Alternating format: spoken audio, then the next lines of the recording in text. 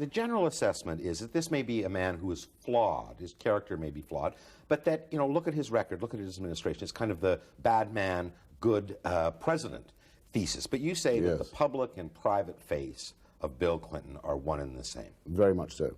And both of them very reptilian. I'll give you an example. I said war criminal. It might sound demagogic to say that, but I mean, I think it's now been proved, and I have a chapter on it in my book that has not been rebutted. I've tried it out in Washington a lot, that says, quite simply, that 3 times last year he used cruise missiles for his own personal promiscuous reasons. And he actually used American power, deadly force, for reasons of caprice. The stuff that Stanley Kubrick was warning us all about and liberals knew how to laugh about when it was Ronald Reagan really came true.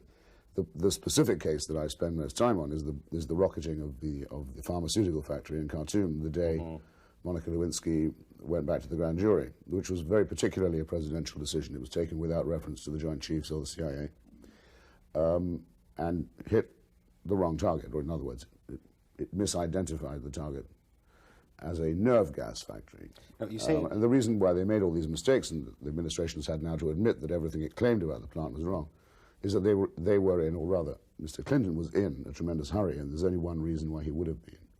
But you say in the book that Clintonism poisons everything it touches. I mean, the assumption is almost that this man is evil, that he is qualitatively and quantitatively different than the other politicians we may generally hold in low regard. No, I think he is, even by the most relaxed standard, an unusually hollow and empty and cold individual, and completely ruthless. I remember talking about him with Norman Mailer quite early on in the administration. Mailer being one of those, by the way, who isn't part of the liberal consensus about our bill. Mailer's wife is from Arkansas, for example, and indeed used to know Clinton when she was younger. Mailer's watched him quite a bit and said that what struck him, and Mailer's also written a lot about the presidency and also the presidential libido ever since Kennedy. He's been a clever watcher of that kind of thing. So the interesting thing about Clinton is the following. There's nothing you can say that he would not do. That doesn't sound like a lot to say.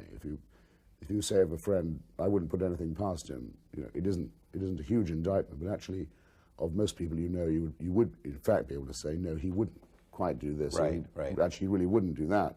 You can't say that about Clinton. I don't think there's anything you could possibly put past him. Now, you've made the point that the liberal intelligentsia of America, which you normally can count on for some modicum of criticism against an incumbent president, especially an incumbent president who has done things on welfare reform and military activity, have been silenced and shamed, I think is your point. Why do you think that is? Why do you think that the left or liberals in America have not been more vocal in their criticism of Clinton? Well, it's partly because of a theory and a practice that I've attacked elsewhere and implicitly attack again in this book, which is the theory of the lesser evil.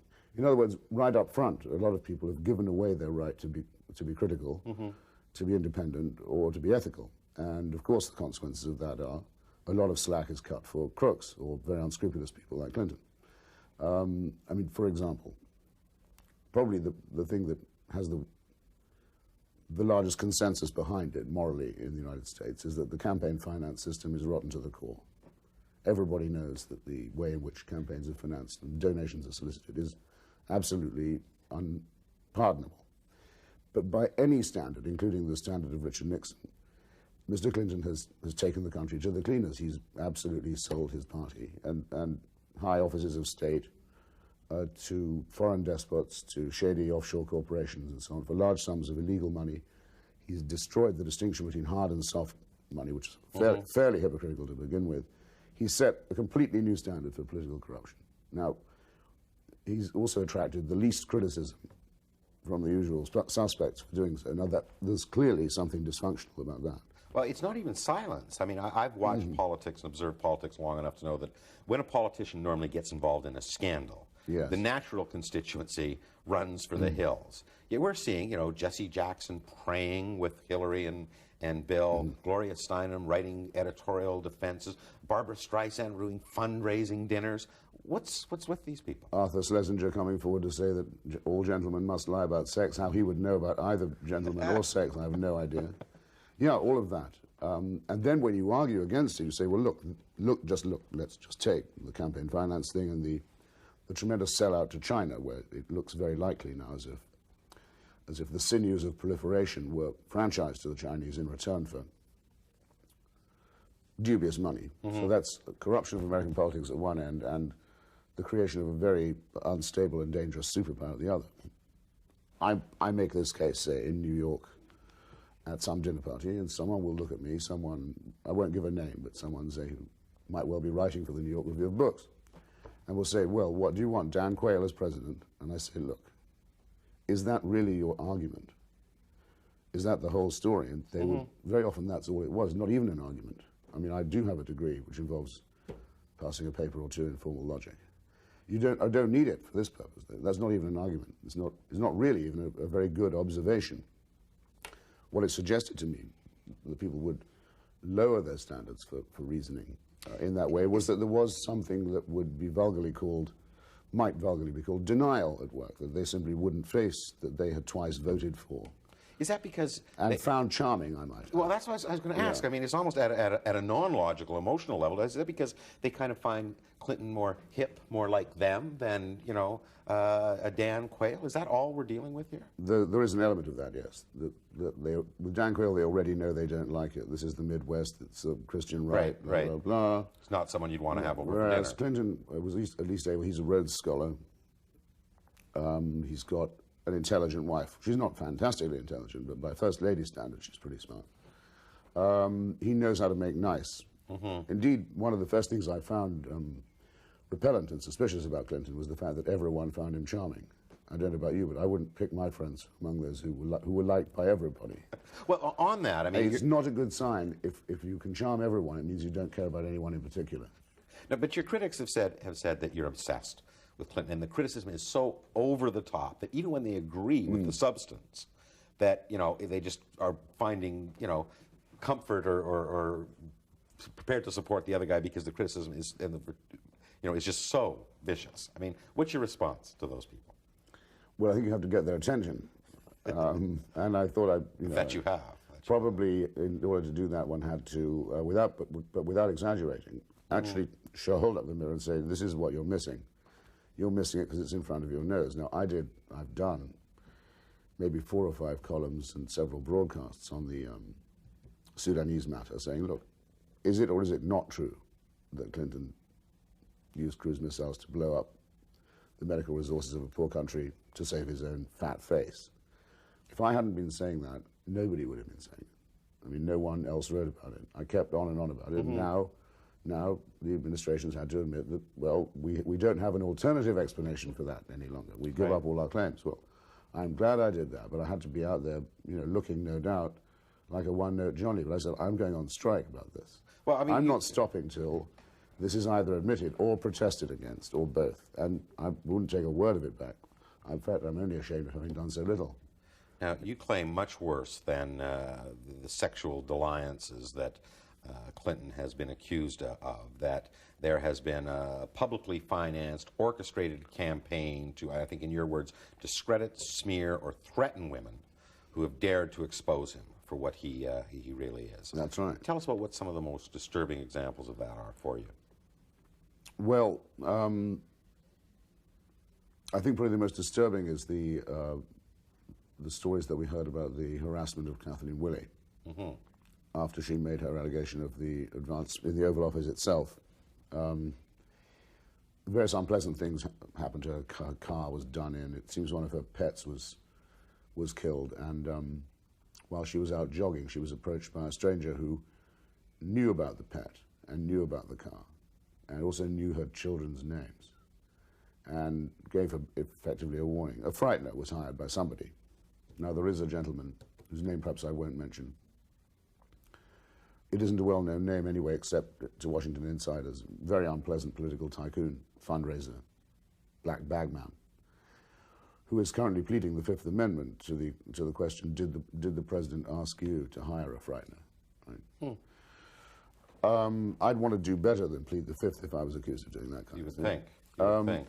Dick Morris, who was for a while, as well as Clinton's main strategist and financier, or rather spender of the money, as well as that was for a while Clinton's only male friend, has since said that there was a department maintained by the Clintons, run by a woman called Betsy Wright, partly paid for with public funds, which hired private detectives to go and inquire into the past of inconvenient females, tell them what might happen to them if they were so indiscreet as to tell the truth about their relationship with the president. So we have innumerable women describing what that's been like for them. And then we had the very plain attempt, I thought, to obstruct justice by smearing Monica Lewinsky as a blackmailer and a stalker. Now, we know the president's the author of that story because his subordinate, Mr. Blumenthal, testified that to the grand jury.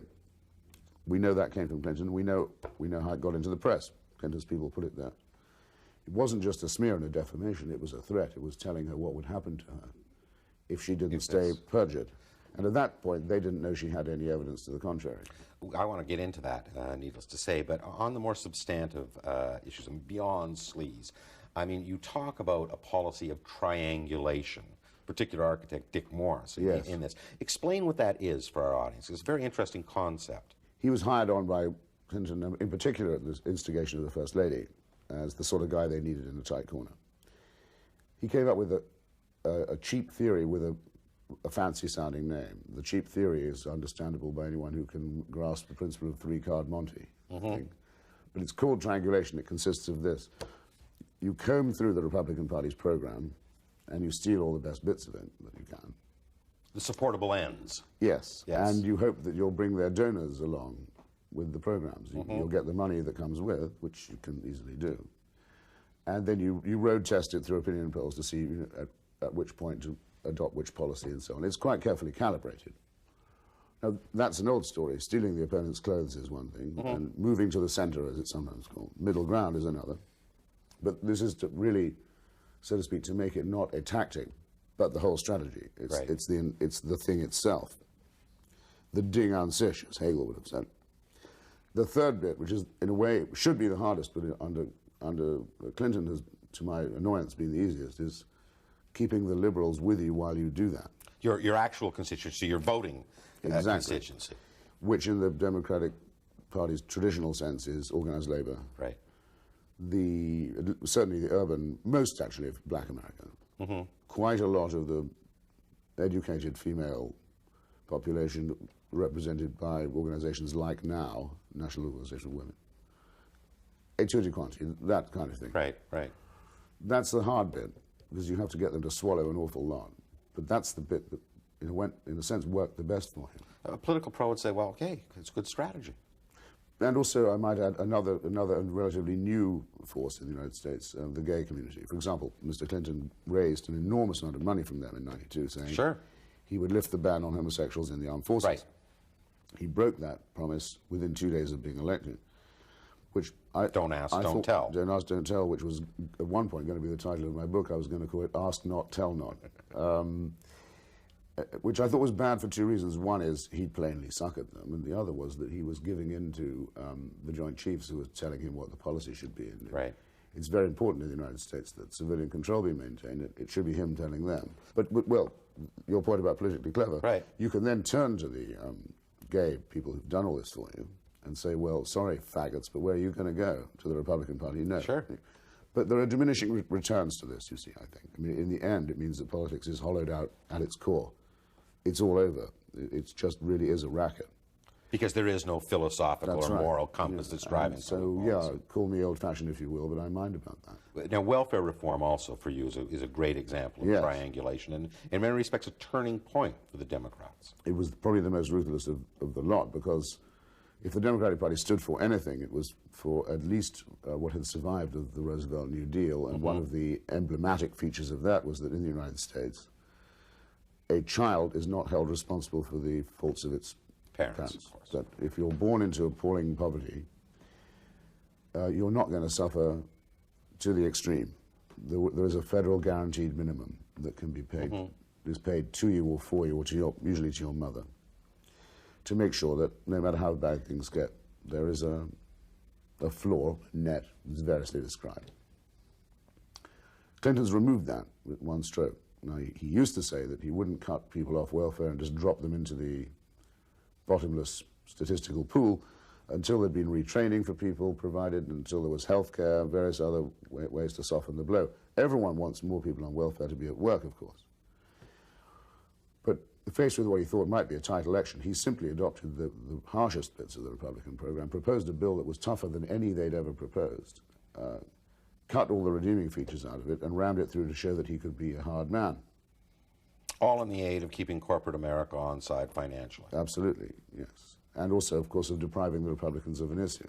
Now, that was thought abnormally cynical, even by his own cabinet. The person who argued against it most strongly, oddly enough, was corporate America's best friend in his cabinet, Robert Rubin, who is, well, maybe a more intelligent person than Clinton. He didn't think this was a necessity. Now, switching gears entirely, I mean, you follow all these stories, but you became a part of the story relatively recently when you testified in the Starr investigation, and some people say betrayed your old friend Sidney Blumenthal by claiming that he had told you what was the party line in the White House, that Monica Lewinsky was a stalker. I mean, give me some sense of what your motivation was there. Didn't seem in character.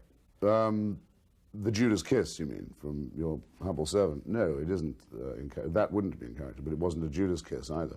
I've been telling Sidney for a long time, if you have to be involved with this guy, which I didn't think he did, don't get involved in the dirty tricks end of it. You don't have to do that. And this clearly was a dirty trick when Blumenthal told you this. Look, Mr. Clinton told my friend a completely false story about Monica Lewinsky that was also very defamatory of Miss Lewinsky herself. And it was intended to mislead his wife, his cabinet, the public, until there was no one left to light it. And Sidney had to get his own lawyer to go before the grand jury and talk and give this false story. And go through a lot of worry and annoyance as a result, and possible exposure, and also waste a lot of his and our time, on our dime, I might add, because we were paying for all this. And I don't think it's me who's betrayed Mr. Blumenthal. I think the friend who betrayed him there was Mr. Clinton.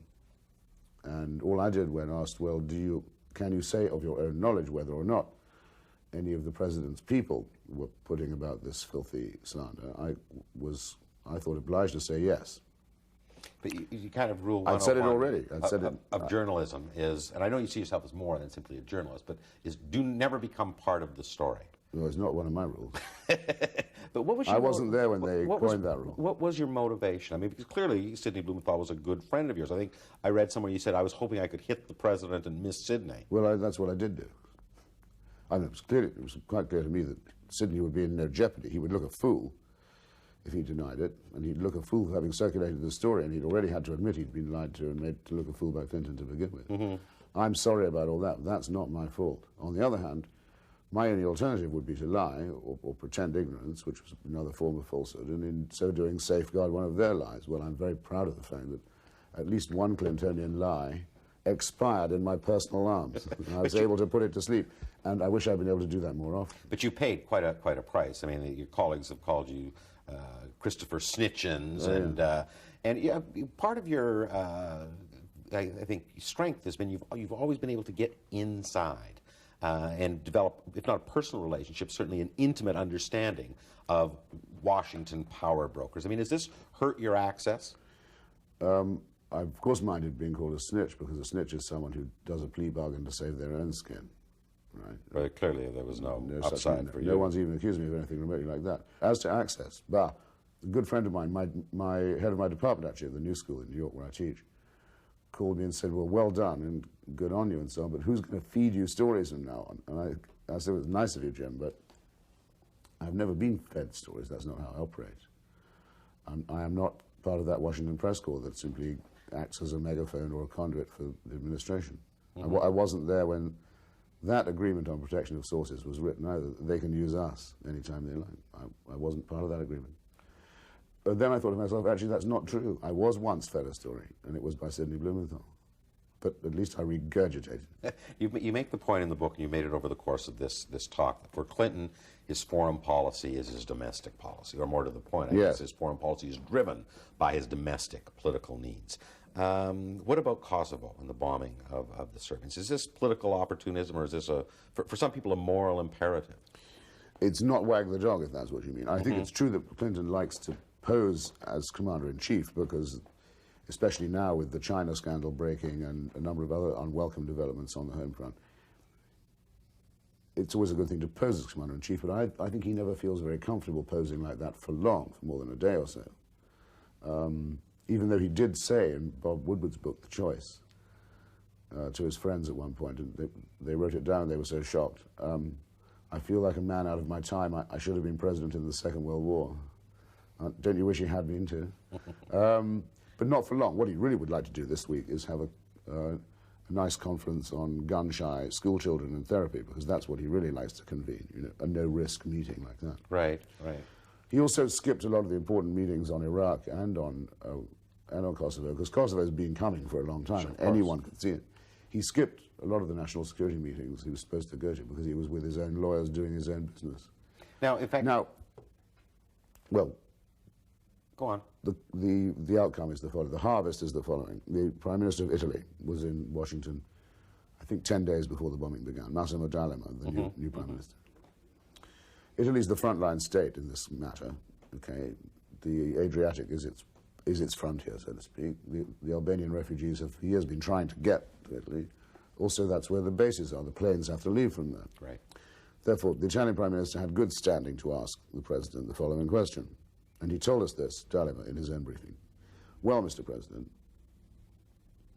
if we do as you ask and commence bombing, and Mr. Milosevic does not alter his policy on Kosovo, but instead revenges himself on the Kosovo Albanians, what will we do then? You didn't need much prescience to ask that kind of question.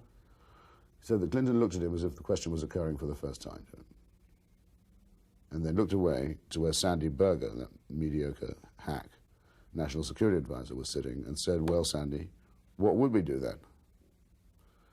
And after a short pause, which must have seemed to Signor D'Alema like a long one, Berger said, well, I think we just keep bombing. Now, this is barely serious at all. Then it did happen, as the Italian leadership had feared. 600,000, maybe more people made totally destitute in a matter of weeks, and destabilizing the neighboring countries, and becoming a building block for a future greater Albanian movement, which I can guarantee to you will not be a pretty sight.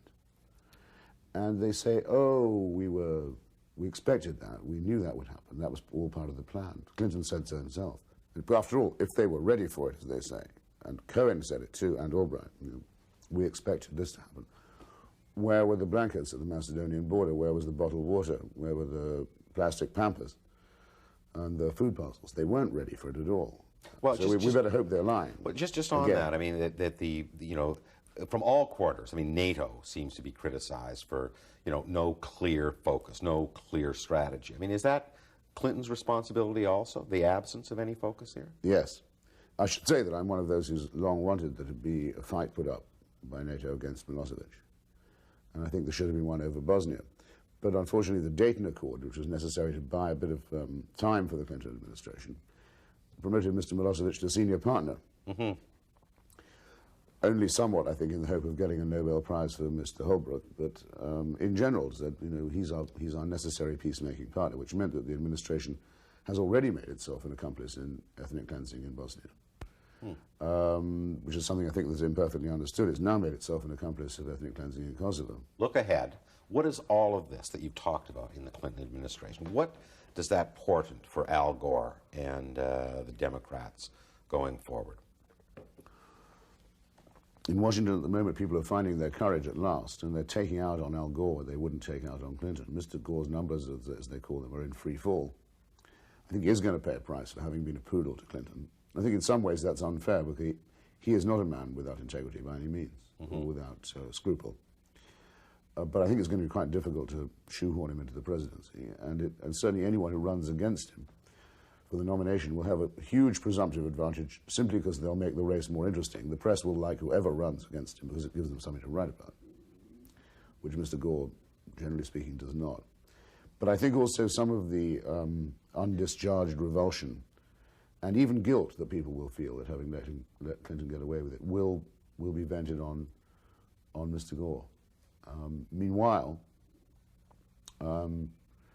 in it does seem as if the fix is really in the GOP, and that there's not really going to be much of a nomination race, and that Mr. Bush is going to get it, which will mean that the Clinton period would be an 8-year hiatus of nothingness punctuated by nastiness, is my definition. Sometimes I'm thinking of updating that to nastiness punctuated by nothingness, and just an interval between two Bushes. And that will be, as people are now beginning to say, rather tediously, I find, his place in history. But I think that's already decided.